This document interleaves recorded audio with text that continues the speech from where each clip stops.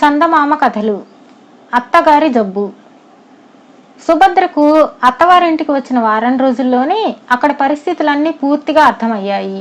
అత్తగారు మాంచాల చాలా తెలివైనదని, ఎటువంటి గడ్డు పరిస్థితుల్లోనైనా అతి చాకచక్యంగా చక్రం తిప్పగల సమర్థురాలని తెలుసుకున్నది. మామ బలరామయ్య పేరుకు మాత్రమే. ప్రతిదానికి భార్య చెప్పినట్టల్లా వింటూ తలవపడమే ఆయన పని. ఇక భర్త తన మాట వినేవాళ్ళు ఇంట్లో ఎవరూ లేక తల్లిదండ్రుల మధ్య నలుగుతున్న వ్యక్తి. ఒకరోజు మరింత ఆశ్చర్యకరమైన విషయం సుభద్ర దృష్టికి వచ్చింది. ప్రతిరోజు పొద్దున సాయంత్రం పళ్ళెంలో అన్నం పెట్టుకుని ఎక్కడికో వెళుతున్న ఆడపడుచు రాధను, ఎక్కడికి వెళుతున్నావు రాధ అని ఆమె అడిగింది. రాధ అమాయకంగా సుభద్ర వంక చూస్తూ మా నాన్నమ్మకు అన్నం తీసుకుని వెళుతున్నాను అని చెప్పింది. ఆ జవాబు విని సుభద్ర నమ్మలేనట్లుగా మీ నాన్నమ్మ బతికే ఉందా అని అడిగింది. రాధ తలూపుతూ కావాలంటే నా వెంటరా చూపిస్తాను అన్నది. సుభద్ర రాధ వెంట వెళ్ళింది. రాధ ఆమెను ఊరు వెలుపలనున్న తమ పశువుల కొట్టంలోకి తీసుకుపోయింది. కొట్టంలో ఒక మూలగా కుక్కి మంచం మీద పడుకుని ఉన్న ఒక ముసలామెను సుభద్రకు చూపుతూ అదుగో మా నాన్నమ్మ అని చెప్పింది రాధ. సుభద్రకు ముసలావిడ దయనీయ పరిస్థితి చూసేసరికి కళ్ళలో నీళ్లు తిరిగాయి. ముసలావిడ రాధ రావడం చూసి మంచం కింద ఉన్న మట్టి మూకుడును ముందుకు జరిపింది.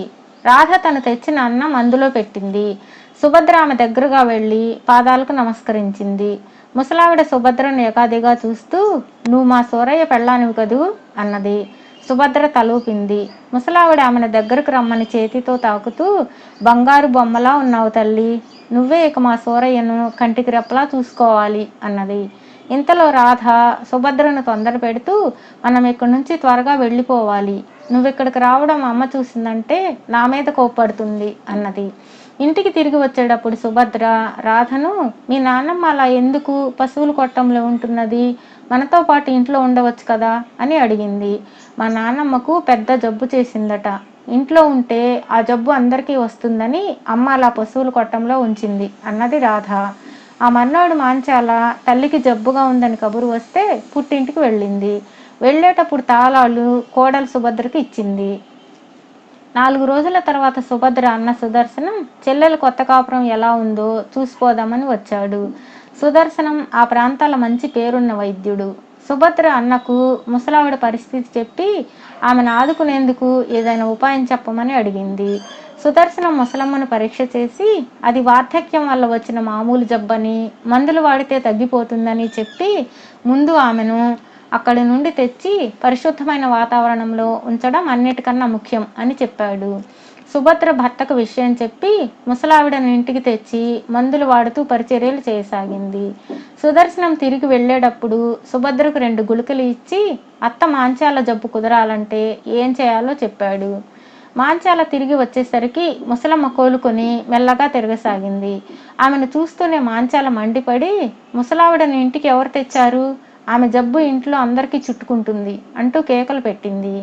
సుభద్ర అత్తగారిని సమాధానపరుస్తూ మా అన్న మంచి వైద్యం చేశాడత్తయ్య, అవ్వ జబ్బు అప్పుడే మాయమైంది అన్నది.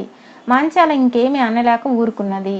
ఆ మర్నాడు అన్న సుదర్శనం చెప్పిన ఉపాయం ప్రకారం ఒక గుళిక నీళ్లలో కలిపి అనుమానం రాకుండా అత్తగారి చేత తాగించింది. 2 రోజుల్లో మాంచాల దగ్గుతో మంచం పట్టింది.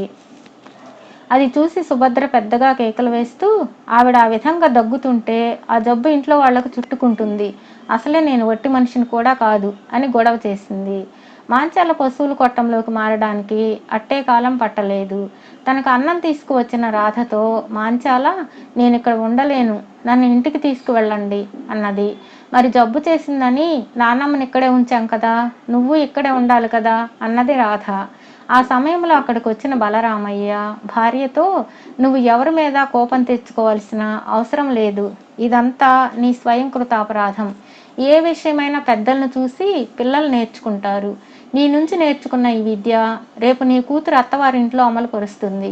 నువ్వు నీ అత్తగారిని ఆదరించిన తీరు నీ కోడలు నీ నుంచి నేర్చుకున్నది. ఇందులో ఆమె తప్పేం లేదు. ఏ విషయంలోనూ నేను నీ కొడుకు నిస్సహాయులం అని అక్కడి నుంచి వెళ్ళిపోయాడు. 3 రోజులు గడిచిన మాంచాల ఆ పాకలో మంచినీళ్లు కూడా ముట్టలేదు. మనిషి నీరసించి శోష వచ్చిన దానిలా పడిపోయింది.